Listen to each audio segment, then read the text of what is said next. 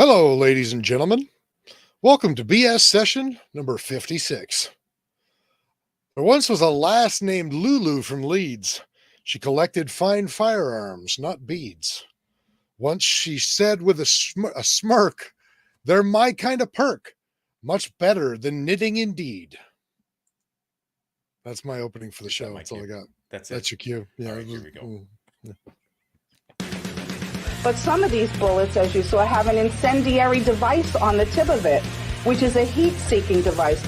What you just said is one of the most insanely idiotic things I have ever heard. Everyone in this room is now dumber for having listened to it. Welcome to your weekly dose of BS, the Holistically Speaking podcast.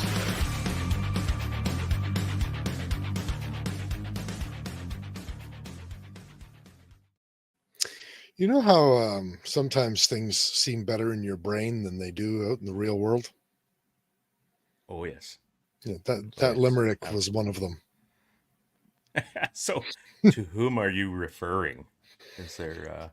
Oh, no, there's literally nothing to this limerick. I went on ChatGPT and told it to write me a gun limerick, and that's what it came up with. Beads. Lulu from Leeds with the beads. No, she collected firearms, not beads. I think it's kind of an old-timey joke back when women collected beads, I guess. ChatGPT is not very progressive, it seems. How the hell are you? I'm good. It wrote me several limericks. Do you want to hear others? I don't, to be quite honest. To be quite honest. It was the best one that it came up with. But I think that's money well spent. Well, thank you very much. Nancy's on. What's up, Nancy? Hola, Punchy. I was waiting for that. There we go. Okay, let's pay some bills and then let's get into the meat and taters. All Jens. right. Well, hey, Jens. First of all, sorry, before we do that, Jens will enjoy part of our conversation because I'm quite certain that it's going to get into reloading when we talk about it. Cliff Kobelski. Yes, sir. Pistol shooter extraordinaire from Regina, Canada. The city that rhymes with... That's overdone now, isn't it? It is, yeah. It's but just still kind of fun to say. Once the city temporarily embraced the whole Regina vagina thing for about 5 minutes, it just became cliche and boring now. Oh, well. Kind of... Well, we're in good territory then, aren't we? Yeah, I suppose we are. All right, you go. You start off with the first one. This show, as with most of our others, I suppose, is brought to you by EM Precision Rifles in Leduc, Alberta, building Canada's finest precision rifles. Commission a bill today at emprifles.ca. And also Bolt Action Coffee, bringing specialty coffee to the precision shooting world. Order coffee and merchandise at boltactioncoffee.com. Call sign 66. Welcome to the Brotherhood. Book a course with them now at call sign 66. Check out their website. They had the last Bastion rifle match in BC set up before the fires burned them down. I don't think they got actually burned down, but it was just all the potential of danger and the smoke and everything else. So they shut that down. I don't know if they have plans for putting something else up this year. And call sign 66 may have some other courses on. I'm just not sure right now. And of course, they're always open to custom courses, personal courses, whatever. Get a hold of them at callsign66.ca. Get her done. We didn't update that from last time to tell people what it actually is. So I just added Canada's best rifle training. There you go. Excellent. Also, Odell Engineering. Pick up a Canuck shotgun or a Bergara rifle from your local distributor and tell them Phil sent you.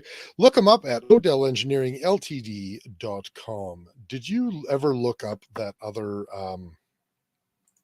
that new Bergara with the MDT Hunt 26 chassis? Oh, I tried. I believe I went to Odell's website, and I don't think it was on there just yet. Now that was the last time we were on air, so that may have changed in this past week or two or whatever it's been. Okay, I'm gonna Mhm. find it for you, Okay. and I'm gonna put here. It is. Nope, that's not. It's this. That's the 7mm PRC Wilderness and Crest series.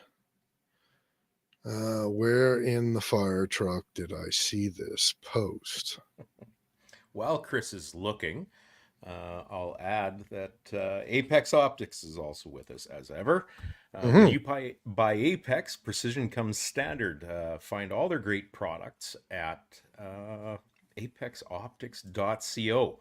And again, there's a couple new products supposed to be coming soon. Whether I think it's beginning of October is what they're shooting for receipt of the new stuff, binoculars and the hunter scope. The what is it, 3 to 15 hunter scope, I believe.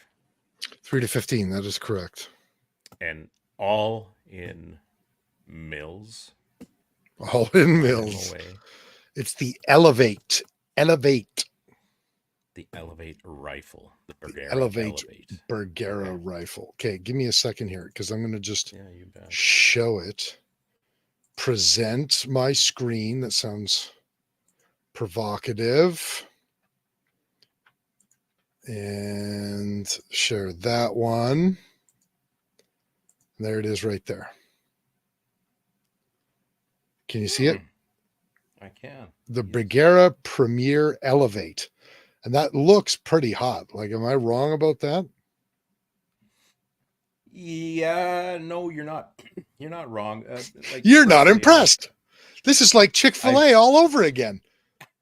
It almost is, you know. Really? I think that looks amazing. I think it looks pretty good. You know what? I've tried to warm up to that Hunt 26 chassis, and I think it's a great thing. I'm just not really struck by the visual, I guess you'd say. Really? But mind you, I'm kind of more of a traditional stock, maybe not a traditional stock, but more of a stock guy than I am a chassis guy. Grandpa needs his lever guns. Lots of folks like the Hunt 26 chassis. Yeah, like me. I think it looks really cool. I don't know who that is. Yeah, wait a minute. Is that the guy? What's his name from Bergara that we met last year at SHOT? Hard to say. Yeah, you can't see much of his face. Small. Yeah. So, okay, but here's what's interesting, because it's coming with either a 20 or 24-inch carbon fiber barrel. Is that right? That's what it says here. Cure Carbon. Wait, does that have a weight on it? The total weight? 2.6 kilograms. 2.6 kilograms. Good Lord. That's pretty good, man. I mean, come on. So they're putting a trigger tech in it. They're putting in AICS, obviously magazine, duh. H&T 26 chassis with a carbon fiber barrel, and they're chambering it in 6.5 Creedmoor, 6.5 PRC, and 308 Winchester. That's like 5 3/4 pounds. Yeah. That's insane. Yeah. Put a nice 3 to 15 hunting scope on there, and holy smokes. You'd have a wiener. Geez, that looks really good. It does. It's the wrong scope, though. I wonder if he's still alive. I don't know. Maybe he's just sitting there admiring the rifle. He is eyeballing that gun pretty close. He looks peaceful. He looks peaceful. Anyway, that's what I was trying to show you last week. I think it looks really cool. Yeah, I think it's amazing. Excellent. Yeah. I don't know what the price point is. I would imagine you got to believe that sucker's probably like close to $3,000. Hey. Oh, I would say so. Yeah. Yeah. There's a lot of value there, really. Jens with the Zoomer already. Me and my fancy KFC. Yeah. KFC in a different package. MDT, KFC. Yeah. Chick-fil-A. I don't know. I think it looks awesome. Saving the environment with only 9 herbs and spices. What is? Oh no! So the problem says if you didn't make it to TACOM this year, don't bother coming for the weekend. Sad, much smaller than last year, way smaller than 2019. Disappointing. Wonder what's going on there. That's well, that's unfortunate. You know, Sure is. We didn't go because, as people can probably see, you're up in Helen Northern Saskatchewan. Yeah, you're up at work, so you couldn't go. Yeah. And for me, it was a funds decision. We were looking at being able to do a couple of other projects, or me going to TACOM by myself, and we kind of came to the conclusion that I could probably go to TACOM or I could go to SHOT Show, but I probably couldn't do both. So we decided on SHOT Show. Also, you know, I know that I don't believe Apex is going this year. I don't know if Sterling Arms International is going, but I know JR is not because he's at the Conservative Convention. Okay, and is that where Vanya and Carly are as well this weekend? I'm not sure if I think they went south to Texas. I think there was right. Sure, there was something about that. Yeah, I think they went to Texas for a thing. Odell Engineering is obviously there. I mean, they would never not be there, but Phil is not there because Phil is also at the Conservative Convention. Right. And I really hope that both Phil and JR are counter trolling Stephen Guilbeault, who we'll talk about. God. We'll talk about that later. Fucking clown. But that's kind of too bad if it's way smaller, because last year was too small. Like I would say last year it needed to be bigger than last year, because to be honest with you, the Calgary gun show was about 2/3 of the size of TACOM last year. You know what I mean? Yeah. So if TACOM is even smaller this year, that's really too bad. I wonder what, hopefully they can turn that around, because, you know, I do think it's an important show, even though we didn't go this year. For sure it is. Absolutely. Now, I know a lot of people are saying the time of year is bad. Can you not hear me? Sorry, I can. Yeah, I was just talking over you. Right. Oh, yeah, you are. You're just being a dick. I'm just being a dick. Yeah, go ahead.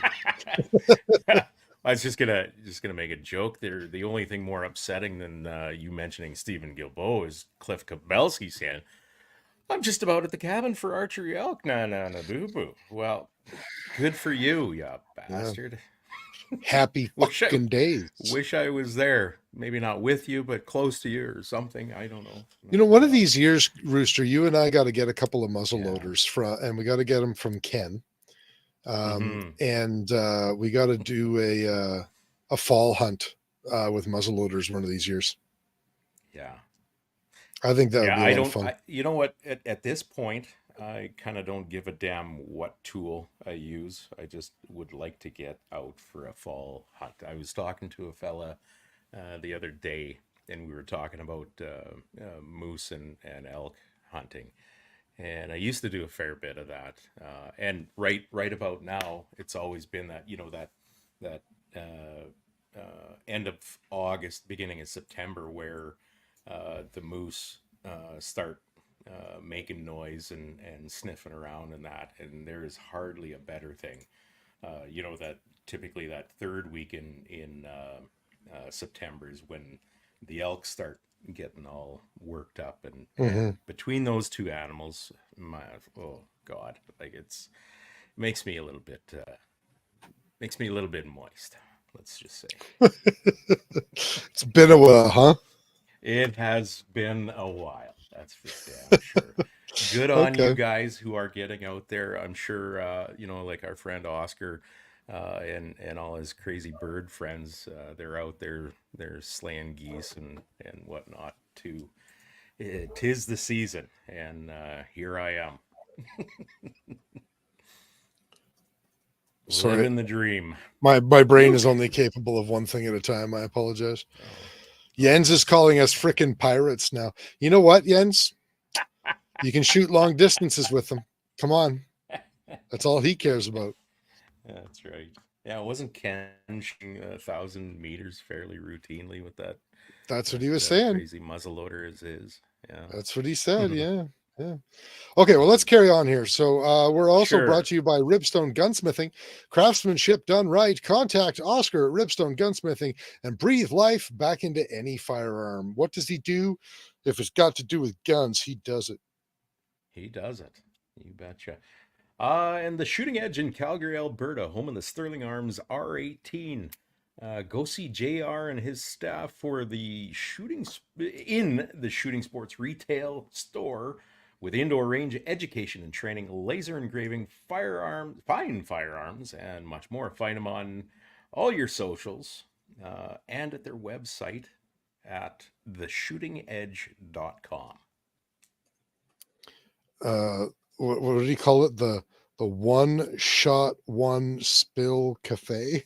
Right, something like that. That's I'm right. just Man, adding we got to to get our out there to notes here. see that place. Yeah. You know, we suck so bad at everything. Well, You know what? I'll give us some slack. We don't suck so bad at everything. We do this as like a part-time gig, and it's not even our only part-time gigs. So I guess we do the best that we can with it, but it would be nice to be able to jet set a little more. We suck so bad at being lazy bastards. I think this is the truth. Yeah. Yeah. Okay. Well, if no one's going to argue with us, let's move on. March Scopes Canada, the Dion Optical Design line of rifle scopes, has a scope for all your hunting and shooting needs. Find Doug and Nisa at marchscopes.ca. Excellent. Do we have any special mentions or anything this week? Well, anybody done us a good solid here lately that we should really acknowledge?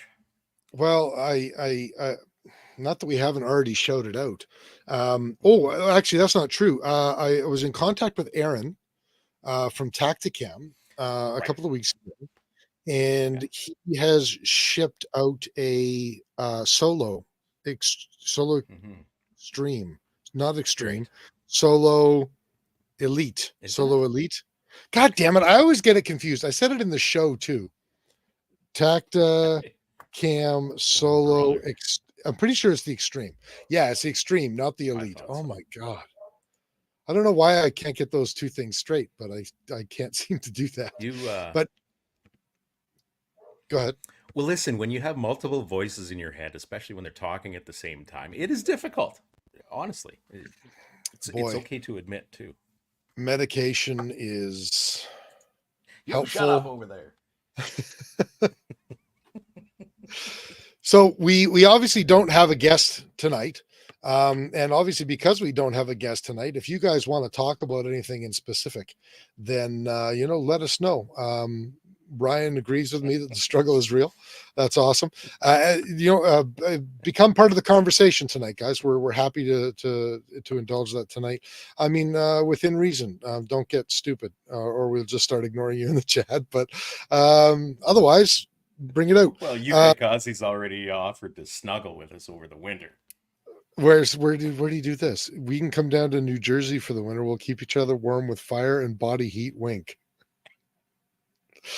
Have I ever told you I hate New Jersey? Jersey. Never been, so I've only been to a fresh, malleable mind. I've only been to a couple places in Jersey, and like only. Does it contain people? It does. It did contain some people. Then I don't like it. I wasn't there for very long, and it was kind of on my way to like Maryland and like Washington and that sort of stuff. So I just kind of drove through. Yeah. Sure, it qualifies. Yeah. Right. So we've got a couple things that we want to talk about today. Okay. And the first one is the Sterling R18 6.5 Grendel conversion that we're working on. It's because we're finally started to get somewhere with it. We've got a scope on it. I'm running a Vortex Venom 5-25 on it for right now, which is doing just fine. I mean, it gets me where I need to go. I finally got it sighted in. So that was barrel problem. We will talk about barrel tuners. That's a good thing to talk about, especially for people who haven't caught that other episode that we did. But first, Grendel. So it's sighted in. I ran up a load with the 129 grain. What are they? SSTs, Mm-hmm. Hornady brass, Federal small rifle primers. And I decided to use BLC2 powder because I have a bunch of it. Right. It was available, and I found, I still can't remember the name of that gun company that has listed BLC2 loads. It wasn't Christensen Arms. It was, oh fuck, it doesn't matter. I Anyway, know that AR15.com has a fairly comprehensive list of different recipes and that, or Do at they? least they used to. Yeah, they okay. used to. I don't know. If Well, it's still there or not. I the haven't- one that whoever the hell it was that I was looking at, they were showing a load between 29 and 31 grains. It's probably an MOA. That it actually is an MOA. Literally every scope I own, except for the March Highmaster, currently, is an MOA. Yeah. Anyway, I'm not even apologizing for it. Anyway, what was I going to say? Oh, right. Between 29 and 31 grains for BLC2. I decided to start at the lower end of the scale, which, people tell me I'm supposed to do. I was going to go with 29 grains even, but then like my powder dropped at like 29.3 grains. And I was like, fuck it. I'm just going with 29.3 grains. So with a load of 29.3 grains, do you remember what I sent you? Because I sent you the in terms of what? the velocities. I'm going to look it up here. Okay, we'll see if people can see this on the screen here. Is that visible? So I ended up with an average feet per second, 23. Right. Yeah, 2,316 feet per second. My highest 2332, lowest 2303, and I had a 29 foot extreme spread and a 9.04 standard deviation. So in terms of extreme spread and standard deviation, I think that load did well. It's slow. 2,316 feet per second is not very fast. I would very much like to get up to the 2,400 feet per second for sure. Also, I did not see amazing accuracy. I was seeing like 1 3/4 to 2 MOA, which, it's more than good enough for hunting, but I would like to get more accuracy out of it. And I hope that barrel that I put on there is going to be capable of more accuracy. I know that, I'm on the low end of the powder. There was absolutely nothing for pressure signs or anything, like no plunger marks, no anything. The only thing was that the extractor seems to be grabbing really hard. And I think it might be grabbing too hard, because sometimes I think it's grabbing so hard that it's not actually ejecting the shell. So I'm not sure what I'm going to do about that, or maybe if it breaks in a little bit. Try, I think the way that extractor claw is, if you took that extractor out and the corners of the hook or claw or whatever. What? I'm not even responding to you. Carrie, continue. Carry on. Our audio listeners are never going to know what he said. If you rounded the corners, the outside corners of that extractor, top and bottom, that might prevent some of that grabbing. Like if it's that's a real sharp corner, because it's radius to meet the extractor groove, right?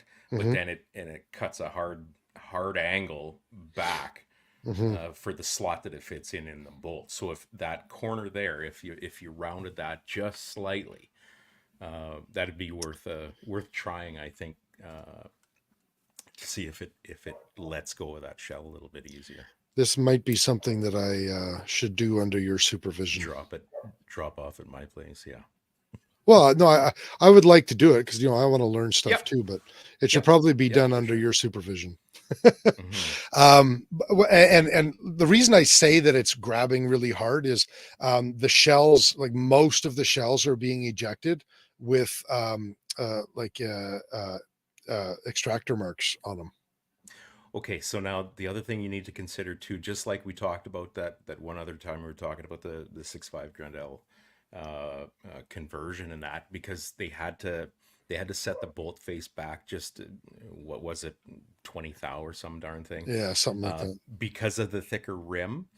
Consider that extractor claw may also be machined, that radial groove in it, narrower for a narrower rim. Oh, I Right. never So considered that.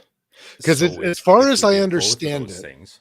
yeah, Mhm. as far as I understand it, the way that I've got this bolt from TNA. I'll read that later. Oh, it's gotta Oh, come you're gonna up. put it up, are you? Your life's so pathetic. I get a Canadian tax credit just for spending time with you, you fucking losers. I think you wins the internet tonight. Oh, he does he? You're encouraging him, I know. It's a slippery slope, man. It's Oh boy. And you know what's even worse? Uke is here, but Bending Ballistics is not here, and he loves the no. 6.5 Grendel. Yes. Yeah. What a guy. Anyway, so the bolt came from True North Arms, and we know that what they're doing is they're taking 5.56 bolts, they're widening the bolt face for 7.62 by Deep. 39. Right. Widening it for 7.62 by 39. And deepening. Yeah. And then deepening it for 6.5 Grendel. So they're selling the same bolt with two different modifications on them.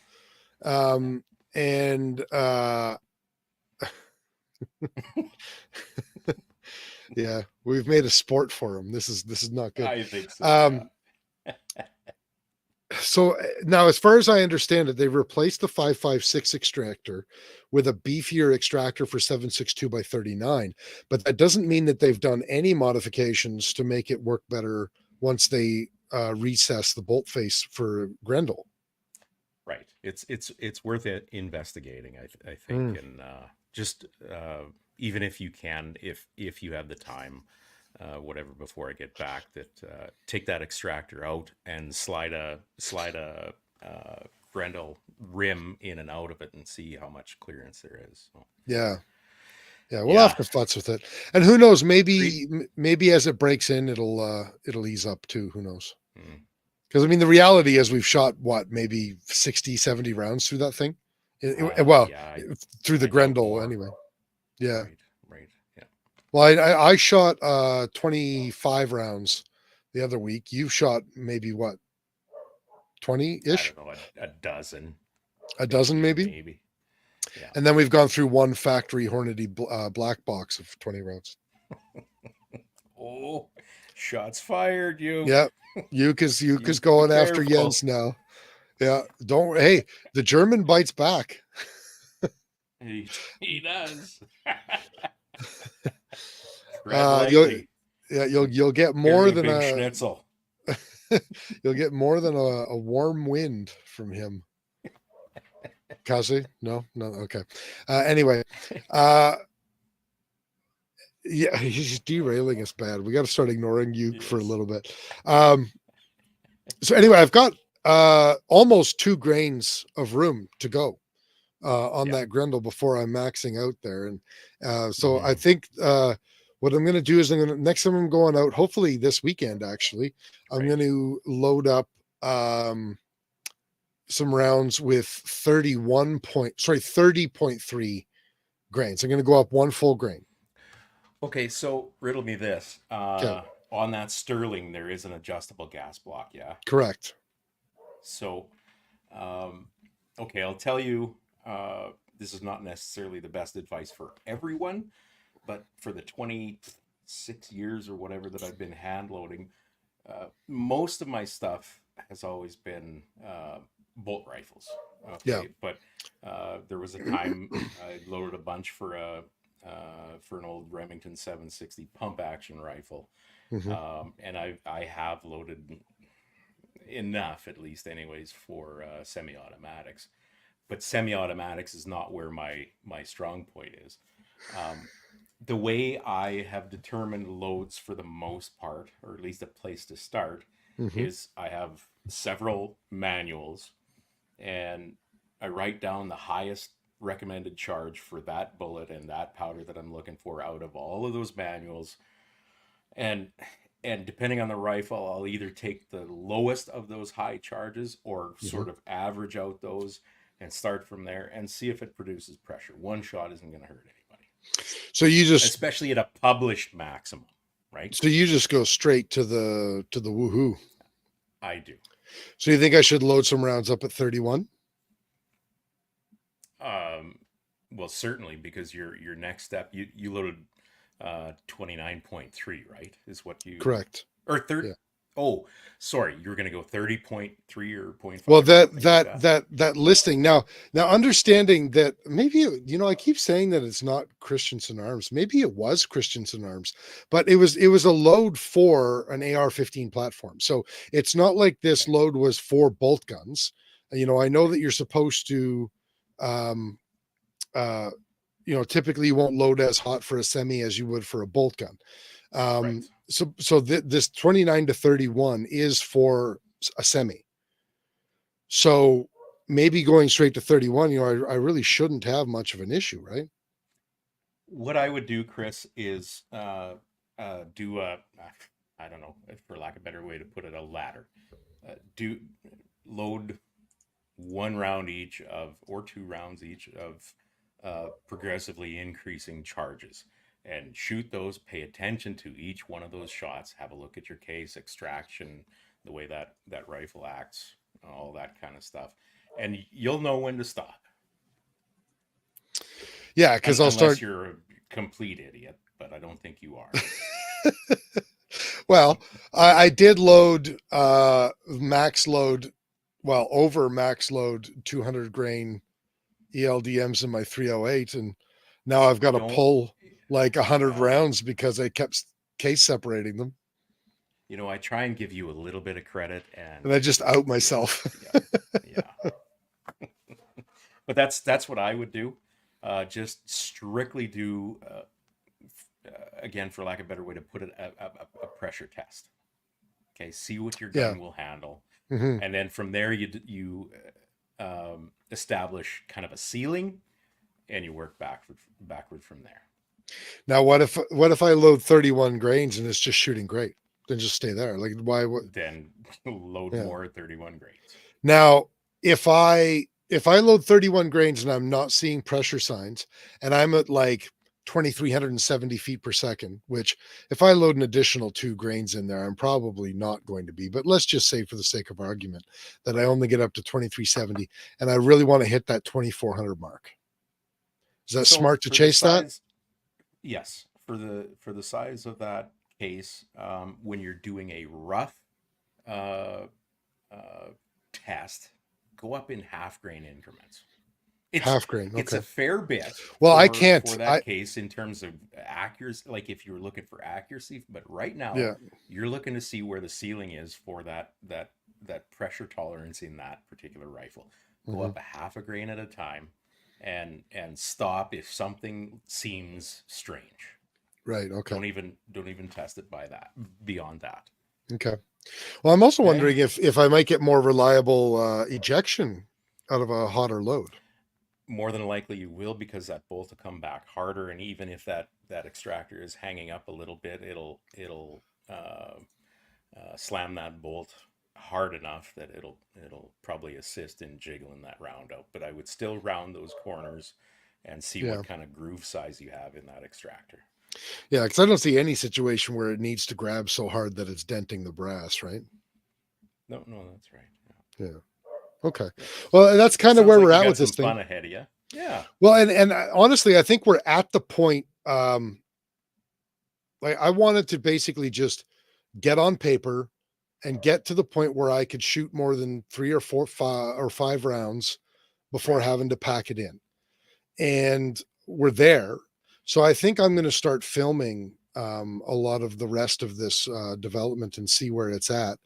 And hopefully this will all culminate in me taking this hunting this year. That would be interesting for sure. Yeah. What do you have for bullets? I know you just picked up those SSTs. What kind of quantity did you get? I think it's only that one case. It's it was a 100 pack. I don't know how many are left, but Oh, I see. well, and that's the other thing to consider too. I don't have any other suitable 6.5 projectiles. I'm going to have to go Mhm. get some, which it shouldn't be an issue. But and I don't know how available 129 grain SSTs are going to continue to be.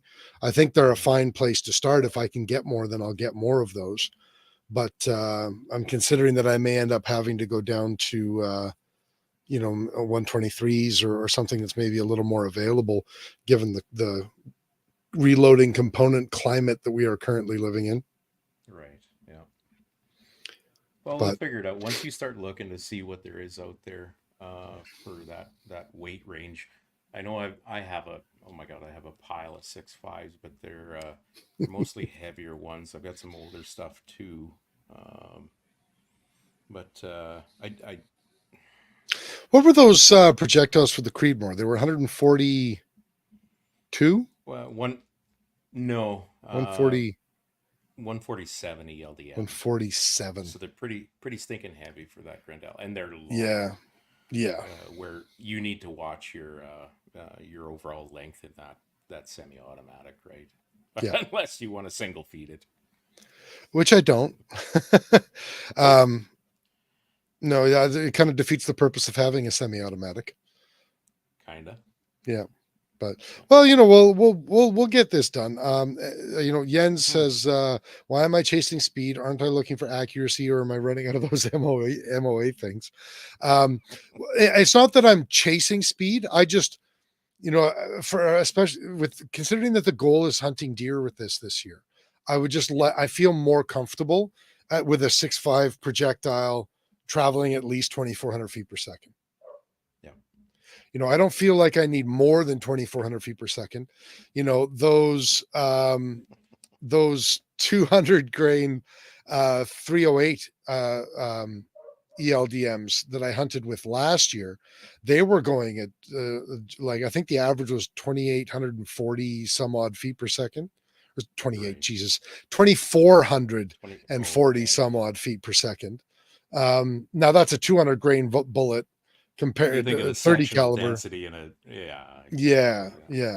So, but I There's mean, a lot of grunt there, dude. yeah, there is. Yeah. I I don't know. I feel a lot more comfortable if I can break that 2,400 foot per second For sure. And line. those SSTs are I think they're a heck of a good deer bullet. You drive them hard and they come apart real quick. Hmm. But if you're running them at a good moderate speed, I think like that 2,500 feet per second actually in a 6.5 would be great. 20 how But much? first 2,500. Oh, I would Probably love in that. Yeah. yeah, for sure. But let's be reasonable here. I'm trying to think. 2,400 would do a great job on deer. What's in that 0 to 300 range, 300 meter range. I mean, Kurt, what's that? It's a really popular reloading channel. It's not reloading all day. God. like you're not talking about Gavin Tube. No, it wasn't Gavin Tube. It's not Backfired. Yeah, it's not Ultimate Reloader. Right. Anyway, he did. Let's see if I can find it real quick. He did a very comprehensive. It's Rob's Reloading. Oh, Have you ever seen him? Or no, I'm sorry. I'm on drugs. It's Johnny's Reloading Bench. oh, he's the guy that never shows his face. That's right. He doesn't. Okay, yeah, Johnny's reloading bench. Yeah, he's pretty good. he did an extremely comprehensive list with 6.5 Grendel. He's got like, I think he's like Oh, I 8 or didn't know that. 9 different videos, and he does a lot of different powders, a number of different bullets. Like I know he did 107 grain Sierra Match Kings, 120 grain ELDs, 95 grains. No. And then just a bunch of different powders as well. But Okay. I don't want to go. I don't want to go too low if I'm using it for deer. But No. Well. yeah. No. Anyway, he came up with some really interesting stuff. But I remember seeing a lot of his speeds, and he's shooting his out of an AR-15. And I remember when I was watching it that quite often he was really chasing to get to that 2,400 feet per second mark. And a lot of his powders really weren't allowing him to get up that high. And,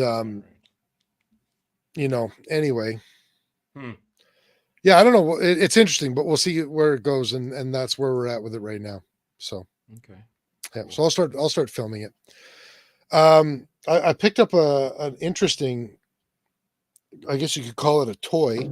It was on sale. It was super cheap. Ugh! It's the Cabela's Intensity Spotting Scope. Please God, let's not do the unboxing. Just take the fucking thing out of there and show us. I hate unboxing garbage. I've already used it, so I'm not really going to do an unboxing. But look at it! It's like gender reveals for pregnant women. I just fuck.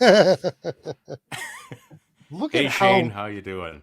Look at how fucking gigantic this thing is. It's beefy. It's Does it huge. have It does not. It's a 20 to 60.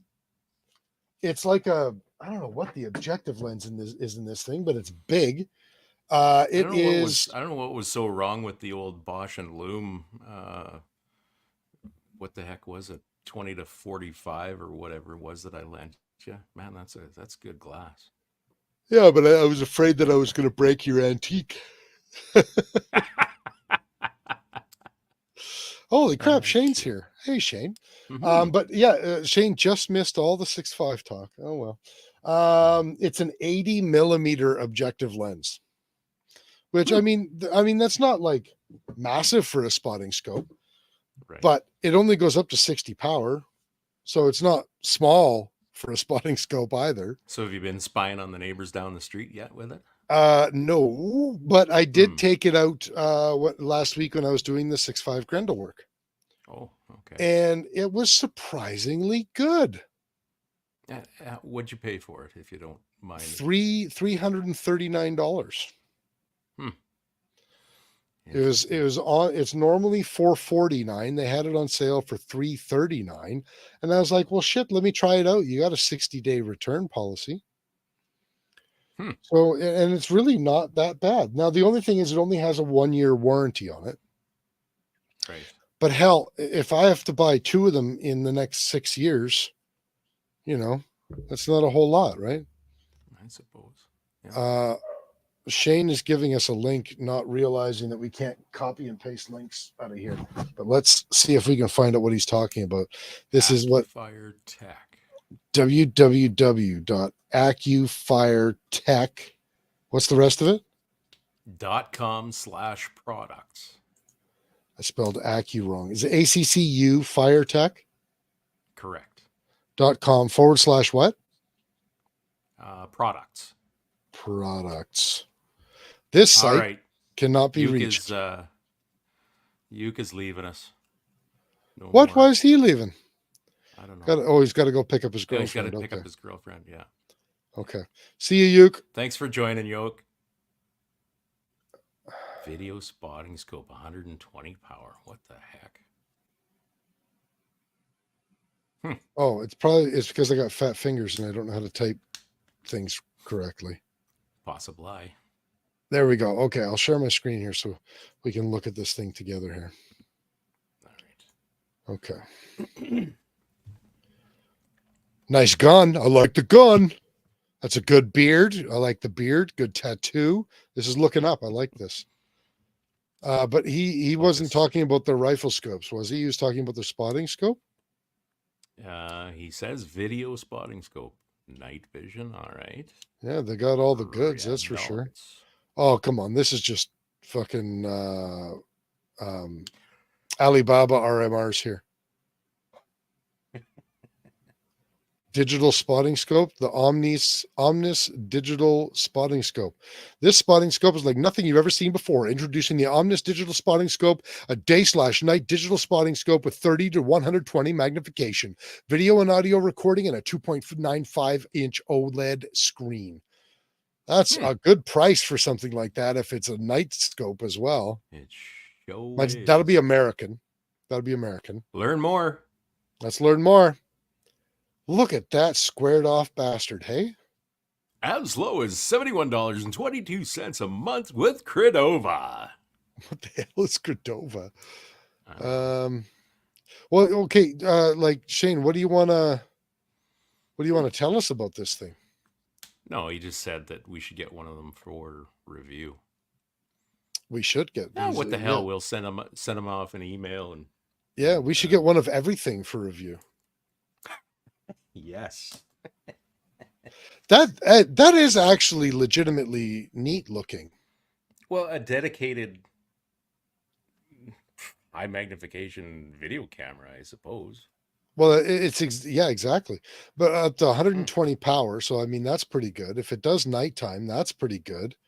And Didn't it say daylight only? oh, it says Daylight digital day/night. spotting scope. Day/night. Oh, sorry, I thought it said daylight. I gotta check my ocular prescription here, I guess. That's okay. That's what I'm here for. I'm surprised at the price point on that if this thing is the cat's ass. Like I would expect a higher price point for something like that. And it's a recording deal? It looks I guess that it's way, camera, yeah. Right? Yeah. Okay. Yeah. And also does it have app resolution or connectable. anything? Okay. Says it's app connectable. Yeah, it did show the where did I see it? Saw it a second ago. There we go. 1440 by 1880. That's 2.7K. Sure. Well, you got like 1080, 4K, 2.7Ks in between the two. Okay, so how does that compare to the Tacticam spotter? That's a good question. I know. I thought of it all by myself. Let's take a look here. Tacticam spotter LR, because if I put the spotter LR on my spotting scope, my all-in cost is like $750 Canadian. Now I don't get night vision, but I mean that's pretty inexpensive. You have to admit, right? It is for sure. Oh, sorry, not even, because yeah, Tacticam's website, they got it on sale for 100 on half price, $150. I forgot to reshare my screen here. So 9-ounce camera, adjustable HD screen. I think it's just a 1080p screen on the Tacticam. Okay. Why are you not showing me all the deets I want? That's one thing when we were using it that I found a little bit difficult. Difficult, is that the right way to put it? Yeah. That small screen on there is a little bit difficult, I guess, to get everything in you want in that video. You know what I mean? Like if you can certainly zoom in quite a bit with the spotting scope, right, to get more detail. But when you're doing some ELR stuff, we were trying to you need a bigger screen. See if we could film trays and things like that. So you got to back out a fair ways. Yeah, but it is a pretty tiny screen. But well, in that regard, when we had Aaron on, they were talking about redoing the app so that you could use the app with the spotter LR again. So I mean, hopefully that happens. Just looking at it because the screen on the Tacticam is going to be about the same size as the screen on the Accu Fire Tech. Accu Fire Tech. So I mean, they're both going to be about the same size.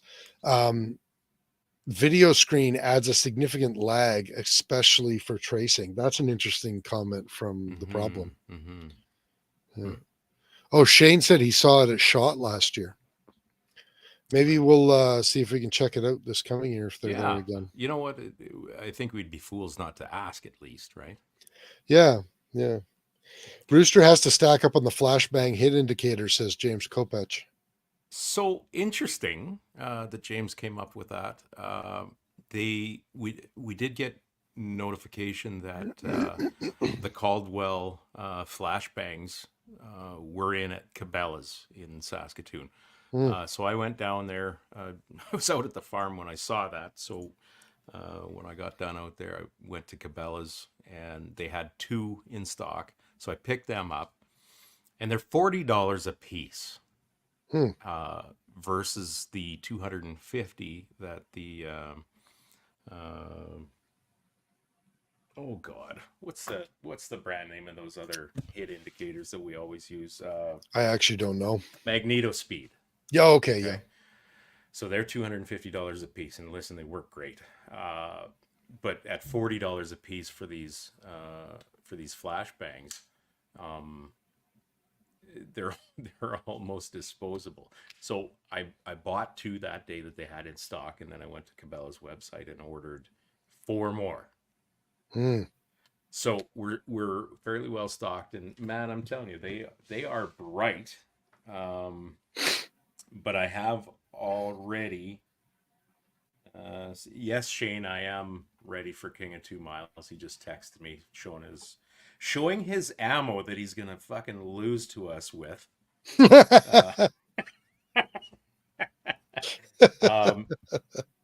So I've already seen pictures of people with those flashbang target indicators having been shot. Yeah, so they're hard plastic. It's not like the Magneto Speeds where they have kind of the prism, the soft material prism that peeks out from behind the target, and if you shoot it, well, it Shane, I only beat him alphabetically. Hey, you know what, brother? It went on the board, didn't it? These Caldwell shot indicators are amazingly bright. I'm going to show you this video, and amazingly sensitive. So I just tap it with my thumb that in is this pretty video. bright, hey? Like, just tapped it with the pad of my thumb. Yeah, that completely washes out your camera sensor. It sure does, yeah. It's kind of a neat little device, and I thought for $40 a piece, it'd be well worth it to at least try them and see how long they last. Now, theoretically, I could kill all of mine in 6 shots, which is not pleasing, but anyway, we're going to try them out. I think the point is to hit the steel they're attached to, not them. Well, this is the point. However, a lot of people miss the point sometimes. Spudman. I've forgotten about this. Yeah. Sorry, go ahead. Yeah. He says, did you guys hear about the Liberty Gun Safe secret backdoor electronic passcode that they gave to the FBI? He says, makes me want to sell my Pro Vault safe. Yeah.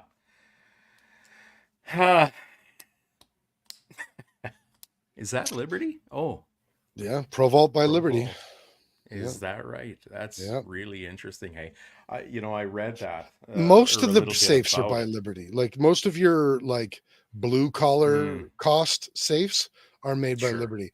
From what I understand, the Cabela's brand are made by Liberty. Liberty is made by Liberty. Pro Vault's made by Liberty. No kidding. So, yeah, you know what?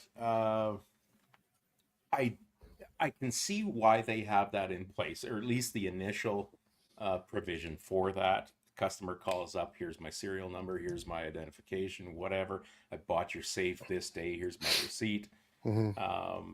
And I lost my key or my passcode. My keypad doesn't work anymore, or something like. Well, I guess that would negate a master code then, wouldn't it? But anyway, I don't see any fail reason. safe. I don't see any reason for that. I think there should be a mechanical failsafe. Yes. But I just don't see. Yeah, and But I I don't know, man. saw one of the statements that Liberty put out, and it seemed pretty fucking weak. Well, it's because there's no good reason for it. Yeah.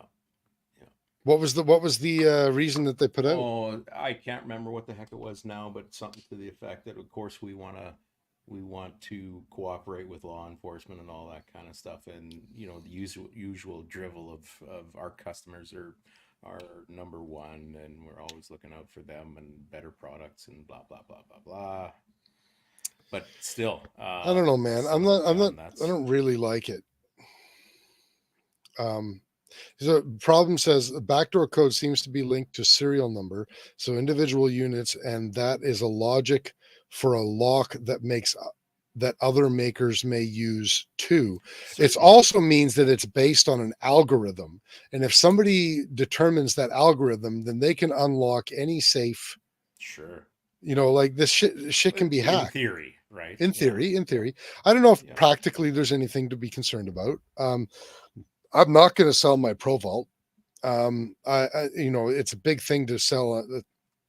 Listen, if I had more money, I would sell it on principle and I would buy a different brand. But I don't have the money to be that principled, I'm afraid. Well, and what do you think the chances are of some law enforcement or even a thief coming to your house and spending time with a code Exactly. with them? And I'm not worried about somebody picking it up and walking away with it. I mean, it took me at 245 pounds, a 310 pound kickboxer, and a 210 pound Brazilian jiu-jitsu world champion to get this down here. Jeez. And it almost brute squad there. I did, and it almost broke all three of our backs.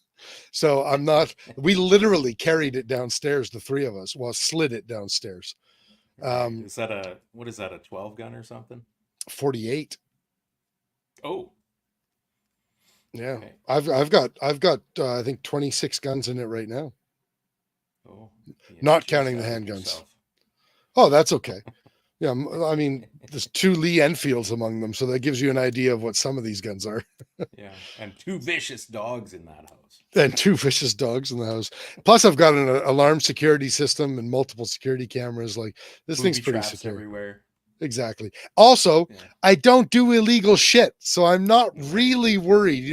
If the RCMP came down and were like, "Give us the code to your safe. We're looking in your safe," I'd like, "Fucking fill your boots, you dipshits." I'd give them the code because they're not going to find anything in there. They're just going to look like sheepish idiots when they walk out of my house empty-handed. And that kind of makes me wonder. Because I think the reason matters.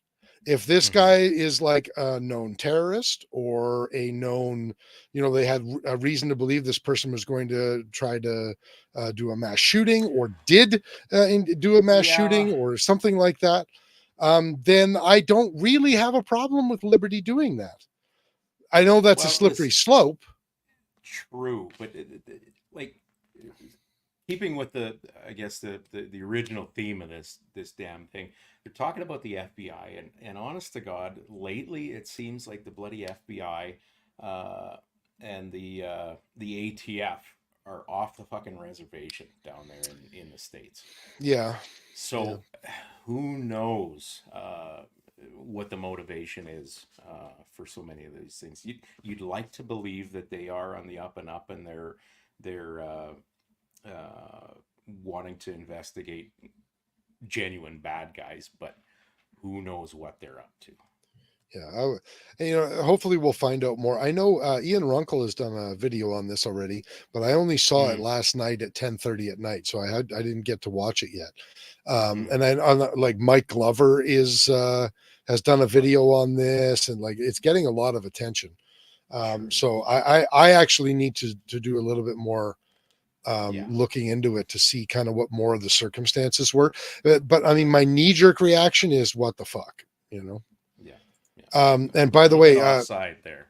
Yeah, and by the way, Liberty Safe makes Liberty Safe National Security, obviously ProVault, Centurion, Freedom Security, Cabela's, Remington, John Deere. Like they make quite a lot of different brands. And like that's the thing. Like most of like the blue collar priced safes are made by Liberty. Like they have a very large market share. So I don't think they're getting boycotted. I honestly don't, because okay, I throw out my $1,400 ProVault and I'm going to replace it with what, a $5,000, you know, what's the next brand that I would go to, you know? Yeah. Well, I guess I better warm up the old MIG welder. Yeah. Well, and problem makes an interesting point here. I don't have anything illegal there. It's easy to plant something in once you open it. That is an accurate point. And I don't want to divulge all of my home security, but I do have a IP enabled camera that is looking at my safe 24 hours a day. So they would have to cut my power and my internet before coming in to search my safe, if in order for me not to see them fucking around in it. Right. And the camera is not easy to see. So, you know, I'm not going to, well, they're going to watch this episode and then they're going to come raid my, and they'll shut my camera down before they, but I mean, the reality is that, I mean, if you're not doing illegal shit, there are security things that you can do to keep yourself safe from, you know, vicious prosecution, malicious prosecution. But I think like everybody, this leaves a real bad taste in my mouth, not fully understanding the circumstances. Cliff Kabelski says, I know a guy that builds walk-in vaults with concrete block. Is that Cliff that does that? Cliff, what is the name of your company, please? We'll throw it up here. Okay. While he's typing that in, man, if I won the lottery tomorrow, like Cliff's building me a house. That's just it. He's going to build me a house with a moat. And 3/4 of the house is going to be underground. I mean, this is the thing, you know, there's the things that you want in the world and there's the things that you can afford in the world, you know? Yeah. Just backpedaling a little bit. Derek, let's do. Oh yeah. Yeah. I'm glad you went back to that.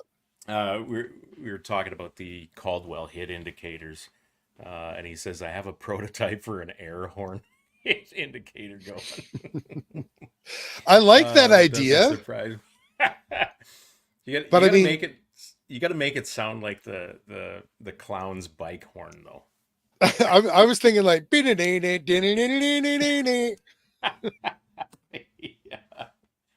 don't know what they call that actual tune, but you know, the General Lee's tune. It has to be a longer tune because otherwise, you know, we hear it properly. Hey, do you remember that show Bizarre way back when we were kids? Never watched it, but I'm aware of it. And by the way, we were not kids at the same time. You shut your damn mouth. The year that I was born, you were what, 8 years old? Oh, it's probably 38. Wait, you were born in 72, right? Yes. Yeah, so you're only 8 years older than me, but so I guess we were kids at the no, we weren't. Because I was a baby when you were a kid. Were we ever not kids? I was still a kid. What the hell was I going to say now? Bizarre. You were telling me about Bizarre. Oh, so it was kind of funny. They had this ridiculous sitcom, and they did all these sketches and everything. And every time they swore, they had this funny horn sound that they would. I think I've seen clips of that. The old Model T horn, you know that. That would be a good one. Absolutely. Yeah. What he needs is an air horn miss indicator. Yeah. that plays the sad trombone. Wah, wah. Exactly. All right, everybody. If you're in or around the Regina, Saskatchewan area, or I don't know, hell, Cliff travels all over the place, look up CK Masonry and Restoration and Vaults You know, for all your brick needs. preppers who do their whether they're doing panic rooms or whether they're doing vaults is not the word I'm looking for.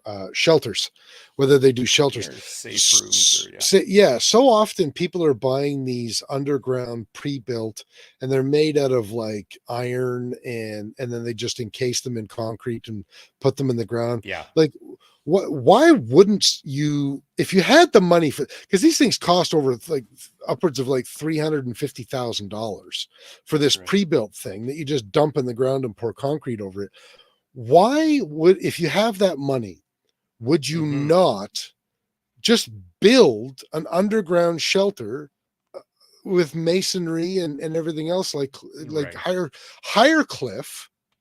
You know, you make a deal with him that during the apocalypse, if he makes it to the shelter, you know, have him build a spare room for himself. Okay, fine. Right. You pay him an extra $1,000 cash to keep his mouth shut about it. Right. You know, because I mean, You if you think can Cliff's afford that 350,000, well, if you can afford, well, I mean, he's got a space during the apocalypse if he can make it there. I mean, that's Wow, not cheap, that's right? Yeah. But why wouldn't you build it out of masonry? Why do people do these pre-builts that rust out and end up leaking and shit? There's Because the people. internet told them to. Exactly. There's YouTube videos of people that go through abandoned Nazi bunkers in Germany and Poland and Austria and all this kind of shit. These things have been abandoned for fucking 80 years, and they're still like tickety boo because they were made out of good old fashioned masonry and concrete. Right. Yeah, absolutely. For So guns, bras, and booze. Cliff's website is ckmasonrysk.ca. He says, for guns, broads, and booze. Sorry, you know, for the guns and the booze, yes, the broads, you may need to be a little bit careful there. I'm not sure what's going on. Make sure that you get bunkers, consent but, before yeah. you bring them into your bunker. That can turn into a bad situation quickly. Maybe keep it strictly to spouses and yeah. Do not stock your bunker with ketamine. That's rule number 1. Oh God. Oh, left turn, Clyde. Am I going over the line here? Maybe. Yukikaze left, so I'm filling in the gap. Right. Attaboy. You've been That's poisoned. funny. Life support systems are complex and expensive. You know, from what I understand, problem says that from what I've seen, there are companies that are making these systems are included in the pre-builts. So it seems to me that you could buy these ventilation systems and have them installed in a brick and mortar, or whatever you want to call it, concrete and masonry system as well. And you need to have a pipe that comes up to ground level, but I mean, you know, you can get sneaky with that shit. I think what he's talking about is proper air circulation and filtration, right? And but that's what I mean. Those units exist coming up out of the sure. Yeah. HEPA filters and that are a dime a dozen now. But the other concern too, depending on what you're looking at, you got a snorkel coming up out of the ground directly above your little bunker. It's kind of a dead giveaway, and bad guys will sort of exploit that. So I think you got to be smart about a remote system. Exactly. Yeah. Well, not only, you know, I think you have to kind of hide it. I mean, you have to, right? So, I mean, you just do some landscaping up topside, and you have a whole bunch of bushes, and it's in the bushes. Like, is anybody going in your fucking thorn bushes to look for? Speaking of landscaping, this episode tonight brought to you by Manscaping. No, it is not brought to you. It is not. Yeah. And of course, the timely comment from Spudman: bunkers are nice until some bozo plugs your air vents. But I mean, you just have to be smart about it. I think a lot of people lack imagination when it comes to these sorts of things, you know? Like, it's not that difficult to hide that sort of stuff. The government does it all the time. Hmm. They may So be doing it in your backyard right they just might be. Yeah, that's not a power line, buddy. Anyway, now. Yeah. so we were going to talk about TACOM. We kind of did a little bit at the beginning of the show because the problem mentioned it. It was kind of sad to hear that if it's that small compared to last year. I suppose it does solidify our decision to save our money for other projects. Well, it But justifies a little bit. Yeah. How many vendors do you recall? How many vendors were there last year? I don't. I remember the whole thing fit in one large room, and that's Yeah. Like you know Saskatoon Gun Show type size, or a little bigger than that, I a, would hope. bigger than Saskatoon Gun Show, bigger than Yeah. Calgary Gun Show. I would Calgary. Yeah. say like 1.5 to 1 3/4 the size of Calgary Gun Show room. Is that right? Yeah. Like, it wasn't massive. And Mm. by the way, not the whole room wasn't being used for exhibitors either. They had a very large open area, like very large open area, and then they had a Mm. multiple huge curtain areas in the same room where vendors were keeping their things. So I Well, mean, the plus they whole had the room wasn't presentation vendors, area too. That and that was right? quite large too. Yeah. Yeah. And I would say that the whole room was about the size of one of the smaller rooms at SHOT Show, like the room that Is that Apex right? and Sterling were in last year, Sure. or sorry, Apex and KDEX were in last year. Oh yeah, yeah, yeah. I would Really? say about that size. Right. Yeah. Wow. So Hmm. if it's in the That's same room and they have less vendors, then that's unfortunate. Pardon me, I've been drinking. So your mama says, can we get an update on the R18 Mark II? I'm planning on buying one and would love to know how it's holding up. Unfortunately, you joined us late, Mama. Or would you prefer if I call you Yo? um, we actually were talking about the 6.5 Grendel conversion that we're doing on the R18 for what, about the first 25 minutes, 30 minutes of the show, would you yeah, say, something Kurt? like that. Yeah. Something Yep. like that. So Little catch bit. the recap for that, Mama. And as far as the original R18, the 223 Wild upper, it's holding up great. I'm about to do one more little furniture conversion with it. I'm going to put one of those Zukov stocks on it.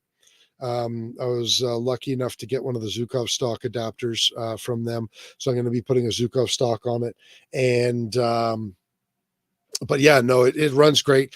It is still to this day my favorite of the Canadian made semis. I like it a lot.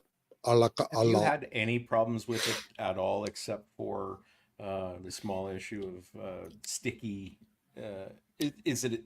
It's not extraction; it's ejection, right? It's It's getting ejection. hung up on the extractor, I think yeah, it's getting hung up. I think it's getting hung up on the just with the extractor during Grendel. ejection, just with the Right. Grendel. Although, interestingly enough, the only problem I ever had with the R18 was an extraction issue when I first got it. But that was pinpointed back to a pre-production roll pin that was holding the Right. extractor in place. And that was That replaced. extractor wasn't moving, right? Um, Or I what? think no. Isn't that what it was?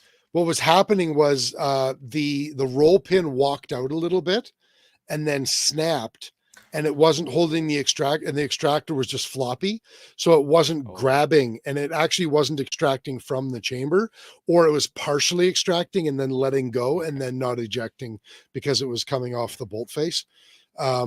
But like I say, we swapped that pin out with a production one fairly early on, and I Hmm. never had any issues after that with it. Well, that's pretty good. Yeah. Other than You that, get quite a few rounds through that 5.56 upper, don't you? well, it's 223 Wild, but yeah, I've Oh, sorry. probably, oh man, God, I have to have put 1,000 rounds through it by now Yeah, or I think more. you have. Yeah. Yeah, probably more now. Yeah. because I know That's good. I had 4,000 round boxes of UMC Remington. I had 3, and then I bought one after the pandemic started, and that made my number 4. And one of them I was using, it was not even close to full when the pandemic hit. I was using it for my AR-15 when I was allowed to do that and all that kind of stuff. But I used one 1,000 round box on the 180C Gen 2, and I used another 1,000 round box on the R18, and I used like 1,000 round box plus a little bit. And then this latest box is actually I've had issues with this latest 1,000 round box, but it's a post-pandemic box, and the quality is not the same as the other 3,000 or 3 boxes that I had. But Interesting. c'est la vie, I guess. Speaking of which, since we're on the topic of Canadian guns, I am just about done editing the Lockhart Raven review. I'm having to go back and film an addendum to it because I found some things out after I returned, because I just borrowed the rifle, and I found a few things out after I returned the rifle that changed a few things. In the review I was saying, I was really having some reliability issues. Turns out those reliability issues were due to the fact that the bolt carrier cracked. And I didn't realize it because, I did spend the shortest amount of time with the Raven out of any semi rifle that I've ever edited. And that's simply just because it wasn't mine. So I didn't take it apart to clean it or anything like that. I don't have a takedown video or anything like that on it. And I didn't take it apart, and I didn't notice that it was cracked. I found out after the fact that it was, and it explains a lot of the issues I was having with it. So, Okay. Yeah. Derek says that Mike Hynek is at TACOM this weekend. Yeah, we'd love to hear from people if they see anything interesting at TACOM. Send us an email, info@bspodcast.ca. We are interested about what's going on there. I like to be, you guys know, over the last several years we try to get to whatever we can when it comes to the big things. It just so happens that we couldn't get to this one, but I mean, we're still very interested in it. So. Right. Yeah, you bet. Should we talk about the Conservative Convention? Well, it'll be pretty much all you. The only input I have is that fucking dipshit that tried to crash it or whatever, Gilbo, and acted all offended that he wasn't invited. Well, you fucktard. He's not a conservative. he's not even Tell me the last time you invited a conservative to a liberal convention. I know, right? Like, he can barely even be classified as a human being. Tuck your dick and fuck off. I don't think the tuck your dick part's going to be an issue. Probably not. Yeah. If those who don't know what we're talking about, Stephen Guilbeault who is the Minister of Environment and Climate Change, who is also a, convicted, he has a criminal record for being a douchebag with Greenpeace, but he's somehow a fucking minister in the cabinet in our government. But anyway, isn't that indicative, like birds of a feather, motherfucker? Oh fuck! Tell me about it, right? Anyway, he tried to crash the Liberal convention, and of course, the CBC and CTV and Global, they gave him the news attention outside of the actual convention, and he's trying to talk about how can a leader of a party be a climate change denier, and he doesn't even believe in climate change, which isn't even true. What's Polyev have to do with anything? Well, I know, right? Like Polyev has not denied climate change once, to my knowledge. What he said is that what the liberals are doing about it, the way that they're going about things, destroying our economy and jobs and communities, is not the way to go about dealing with it. That's his whole fucking shtick. So he's even lying about it. But anyway, the guy's a douche. Fuck him. I have not I don't know a whole lot about the convention because, the fucking Canadian news organizations are only covering Stephen Guilbeault. Yeah. But What a wonderful place to have it, though, don't you think, in Quebec? well, I think that's smart. I think that's a perfect setting. Yeah, I think that's Absolutely. smart. Here's what's interesting. I listened to the Enemy. Great peeler bars there too. Great Peter bars.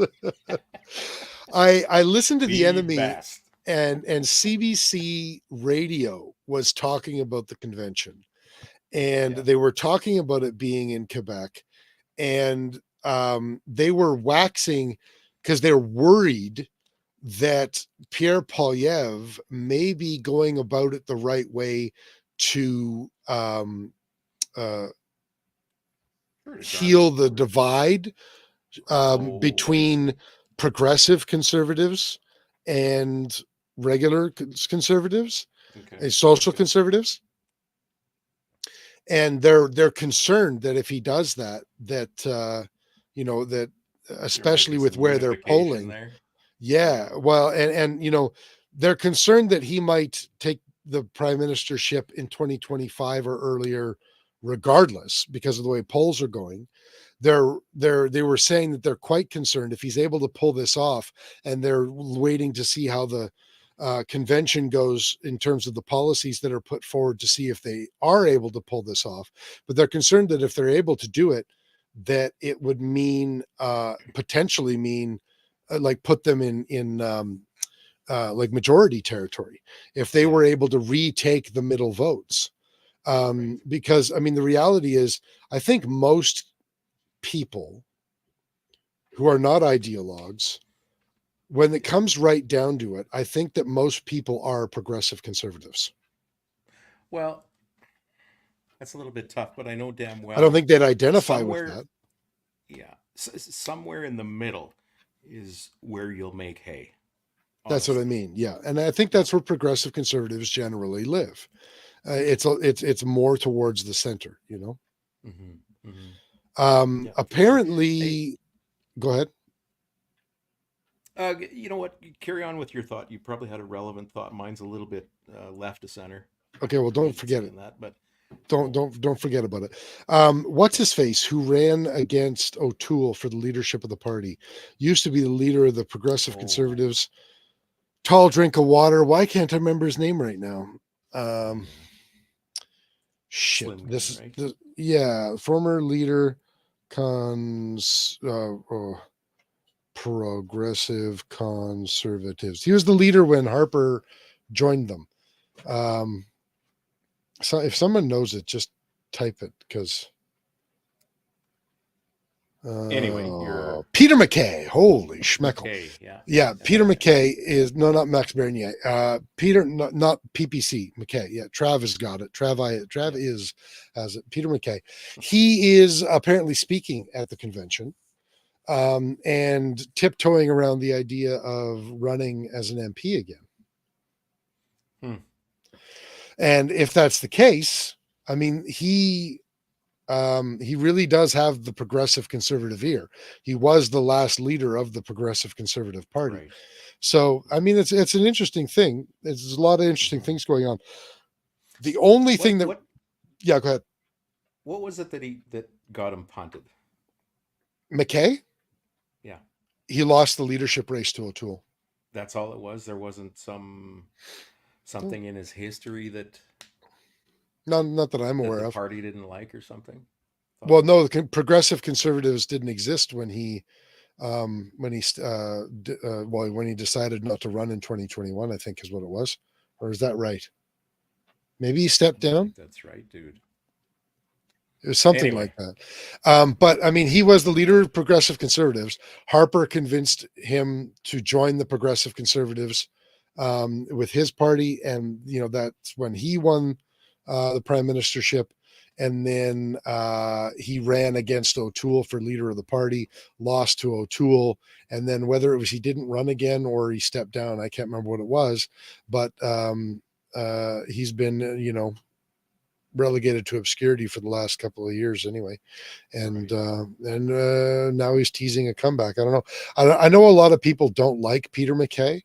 I'll be perfectly honest with you. I think Peter MacKay would have had a greater chance of beating Trudeau in 2021 than O'Toole did. I'm not saying he would have beat him. I think I said that on the show at the time, that I think that MacKay would have a greater chance of beating Trudeau, but I don't know. It's interesting. And yeah, Jens does make a good point. They are in majority territory right now, but I tend to look at the polls and like dial that back about 15% just to try and, not get my hopes up too much. But Yeah. So what I was going to say earlier, what are your thoughts about this? And I'm sort of naturally a bit of a worrier. Uh, I see these polls going this way, and clearly there's a lot of people in this country getting tired of the liberals and that, and a lot of people will migrate. Um, but what worries me about that, especially if it makes the liberals nervous now, particularly with gun control and all sorts of other items as well, but where it affects us and this show and our listeners mhm. who pay attention to this show, I guess. I worry that if they see that they're on the downhill slide, and it happens every election cycle at the end of a term, they ram through a whole bunch of shit. And Yeah, right now, things are looking things are looking about as positive as they can be at yeah. the moment, with really nothing being done with C-21 and shit like that. Um, do you suppose that when the liberals start seeing the end, they're going to throw all the fucking grenades in the room? Yeah, well, I mean, very possible. Yeah, In fact, I would almost say likely. Um, I think it's and highly likely. Yeah. and we have to acknowledge that there's not an election scheduled for 25 months from now. Fuck, isn't that depressing? Jesus. And the reality is that as long as the NDP and the Bloc keep supporting this fucking government, Well, I can't. listen, they have egg on their face now. Yeah, If they stop supporting, they're gonna have more egg on their face. So yeah. they just rather keep chewing on the shit sandwich until it's gone. Well, we can only hope that maybe they try to do something that's so outrageous that There's not it's enough integrity in those people to do that. well, there are certain, there's the things that would piss off their specific, like if Trudeau, if it turns out that Trudeau is quietly like a francophone hater, that's never going to happen. Obviously, he's a fucking. But I mean, like, if something like, or if something comes out where like Trudeau, you know, oh fuck, I can't even think of anything that's appropriate to say. But like if he was embezzling funds from some new immigrant program or something like that, that's the type of thing that would turn the NDP against him. You know what I mean? Well, maybe, I don't have much faith, given what what has come to surface already, and the NDP, like spineless Jagmeet Singh, I hate that guy. still stands there like a fucking shivering wet dog. Yeah. Yes, sir, master, sir. Hmm. Uh, I'll Thank still you, but you challenge may him to a have jiu-jitsu another. match. We're the same belt. We're the same belt rank. Fuck. The problem nails it like right along with this thought is the libs have a very loyal voting group, Yeah. around 30%, who will not change no matter how many scandals are surfaced. And you're exactly right. It's that what's that phenomenon called? No matter what, a person still sticks by what he's said or thought for however long, even when proven incorrect. Oh, I have no idea what term you're searching Uh, for. Cognitive dissonance, is that it? No, cognitive dissonance is let's see here. Even when faced with the truth, they'll still deny it. I don't think that's cognitive dissonance. Cognitive dissonance is the discomfort a person feels when their behavior doesn't align with their values or beliefs. Oh, sorry. Yeah. I know. Obviously, we all know the phenomenon you're talking about. Somebody was talking about the scandals. Morinism. Somebody was talking about Peter McKay. Spud was mentioning that he had a few scandals in his time.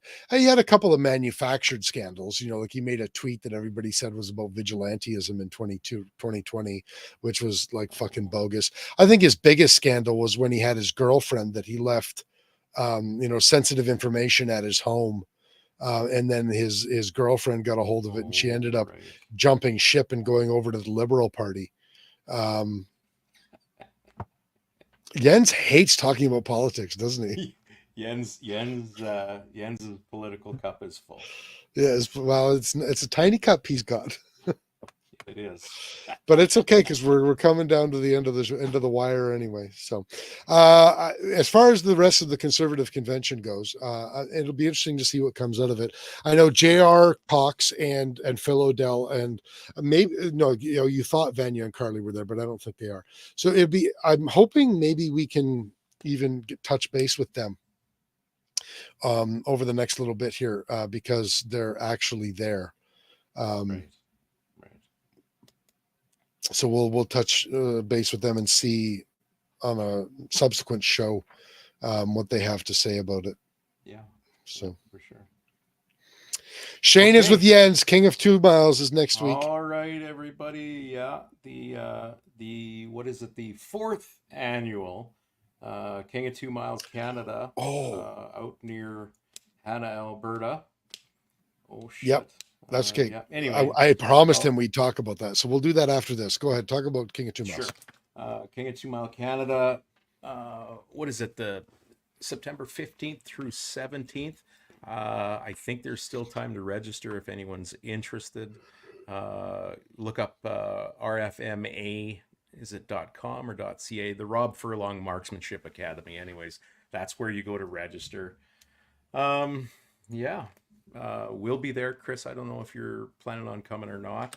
I was, but now I'm not. The entire Team EM Precision.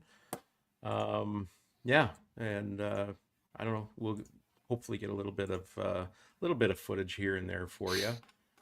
Come watch Team Twisted Rooster beat the rest of Team EM again. Shots fired. Not even across the bow. I said fire a warning shot across his nose, not up it. You know what? Pretty big deal. King of 2 Miles primary sponsor is of course KDEX, but KDEX is offering a brand new rifle for the winner of King of 2 Miles, and I can't remember which model, but it'll be the big one. Oh shit! I'm so unprepared for this. It'll be the big one. The big one. Well, maybe not definitely not the 50, but I think they make an action more suited to the Shytac cartridges and that. There you go. Shane says Kurt's going to get beat by his German life partner again. Full on domestic. You know what? If there's anyone I'm okay losing to, it is my supposed German life partner. Shane's just jealous he doesn't. He's just trying to get back at you. Yeah. Ryan says it's a 375. You know what? Chirping is what he does best. Shooting is what he does second best. Ooh. and looking good in shirts that are made for teenagers is third best. Teenage girls with an A cup. So yeah, Ryan says it's a 375 enabler, and Boone says that it's a Kraken. Kraken, there you go. God damn it. Yeah. And the Toronto equivalent of King of 2 Miles is also K2M. It's a King of 2 Meters street version. Shane says his beard is better, and unfortunately, Shane's beard is not better. It's a good beard, but it's not as good as Kurt's. Yeah, it's still a good beard. Just because Kurt's beard is better, it does not diminish Shane's beard as a good beard. Listen, at least I have lips that I don't have to hide under a beard. What the fuck does that mean? Shane has no lips. Well, at least not Oh, top lip anyway. he has no top lip. Oh, got it. Okay. Yeah, You hear that, you fucking weirdo lip? Okay, I'm let's tired. before we go too far here, let's talk about Tuners. barrel tuners. So here's what we know. Eric Cortina, fantastic human being. He was on the show and he sells the Eric Cortina Pro Tuner and believes very strongly in tuners and the efficacy of them, and is aware of people like Brian Litz and Bryce. Bryce, No. Um. Oh. Oh my God. Where's my brain?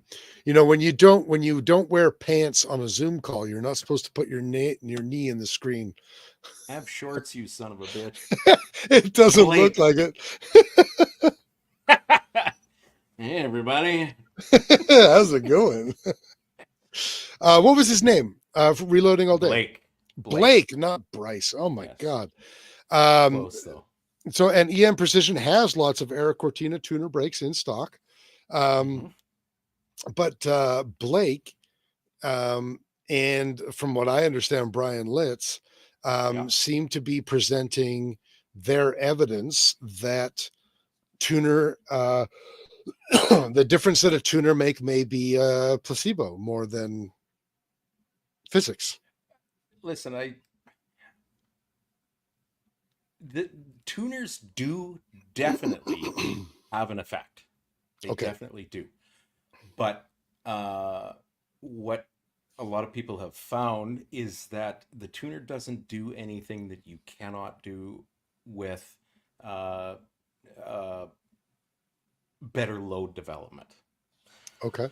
So the thing about and the guys that have done these tests that have found that are also finding that a tuner on a rifle seems to be susceptible to day-to-day environmental changes. Okay. Yeah. So, or different environments, like a different elevation or something like that. Temperatures where that load will come out of tune from the tuner settings. Say you have a load for your rifle, and it may not be how do you say, ballistically the most efficient load, the most accurate you could get that load for that barrel. So it's close, let's say, but you stick that tuner on and you can tune it in so that it does shoot well on a particular day. But because it's not, what do you say, ballistically efficient? I don't know if that's the right term or not, but you go to shoot a different location, elevation, different weather condition, whatever. Your tuner setting will change. That's right. You'll have to mess with that tuner a little bit. Now, these are the things I've heard. I have zero personal experience with that. And as with everything with sports equipment and things like that, you'll get people in two opposing camps that stick hard to their belief one way or the other and will not move. So some people find luck with them, find success with them. Others are more skeptical and seem to be able to do it without the tuner. Nobody that I've heard of says they're junk and you shouldn't have one. I've never seen that. Right. So that's got to be at least a bit of a positive for tuners. So what do you think? Do you think the reality is really somewhere in the middle?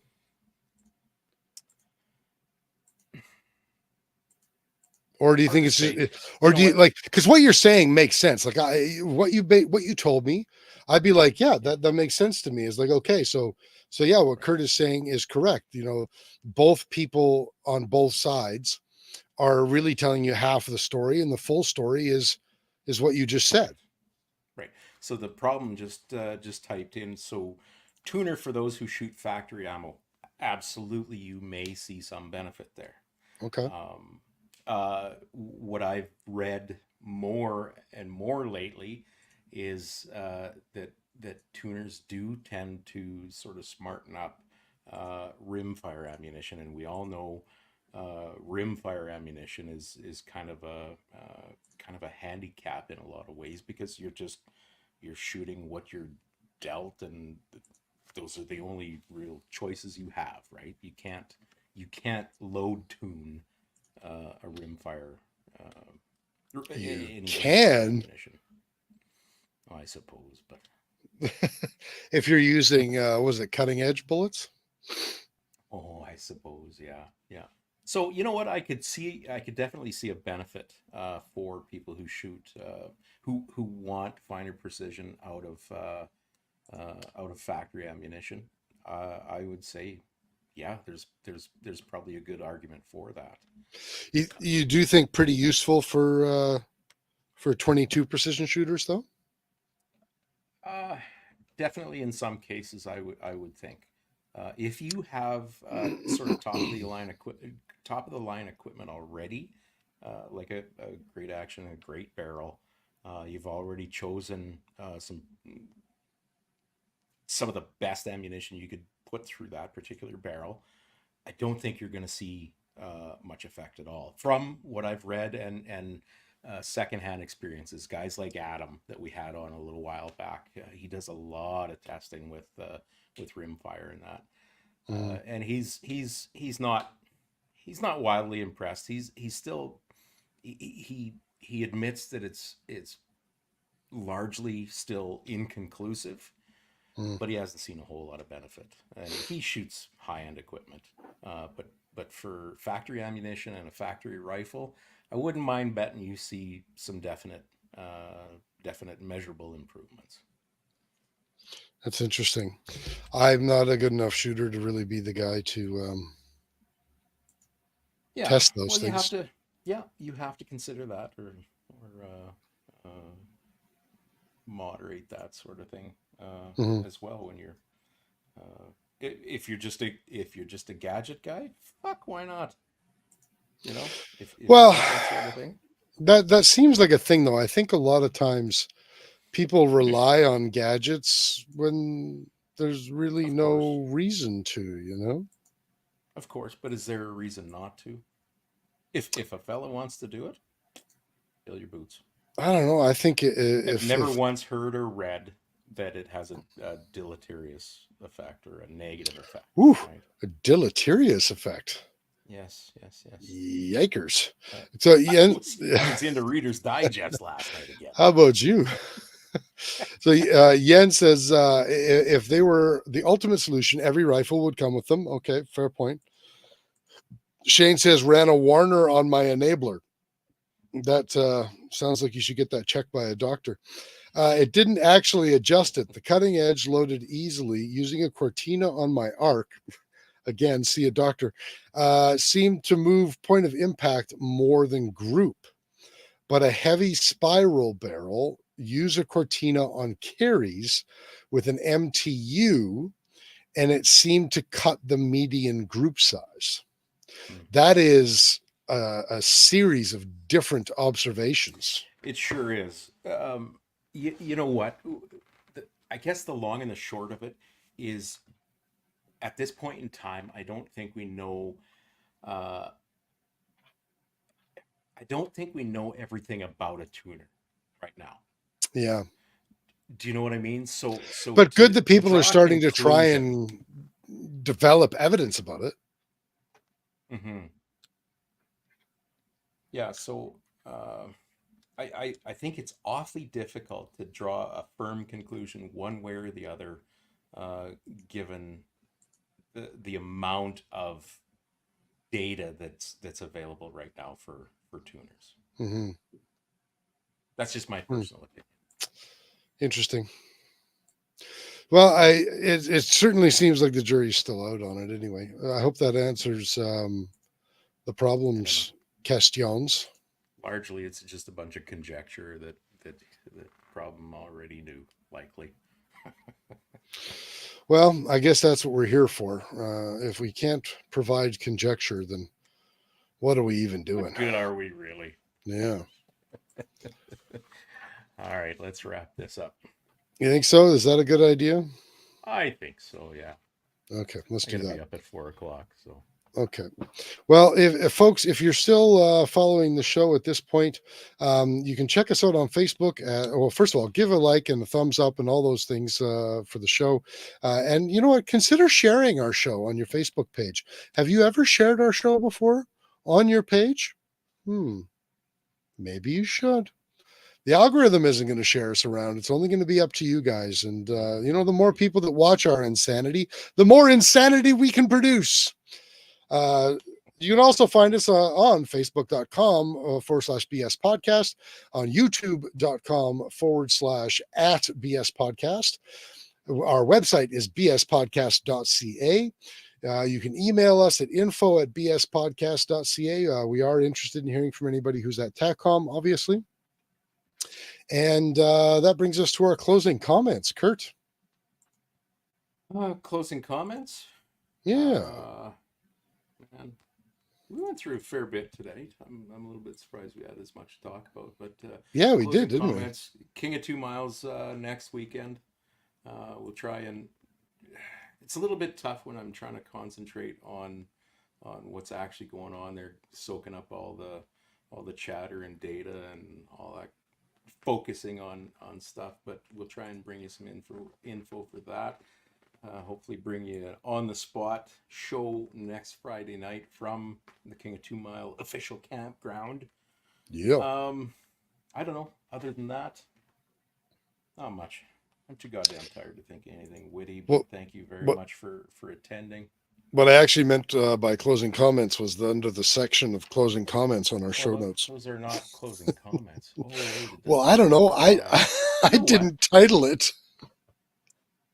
It's okay, buddy. That's sort of whatever. It's okay. You go ahead now. Do it now. Thanks everyone for coming, and we also want to thank all our sponsors who continue to support us. Whether anybody thinks this is good or bad, we appreciate you being here with us. So we're talking about Steve and Shane with EM Precision Rifles, Miles, Carey, and Cappy with call sign 66, Doug and Rob. Yeah, sorry, I'm trying to go from memory. Duncan. Well, it's Doug and Rob and Duncan and Nisa. Yeah. Duncan and Rob with Bolt Action Coffee.